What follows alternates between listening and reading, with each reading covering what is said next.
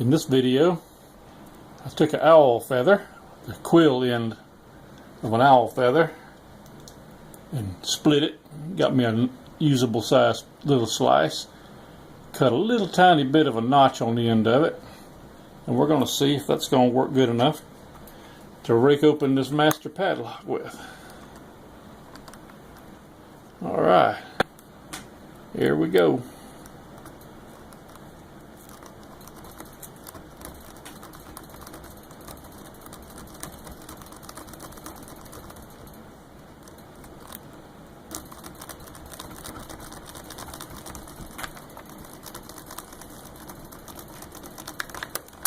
Alright, there we go.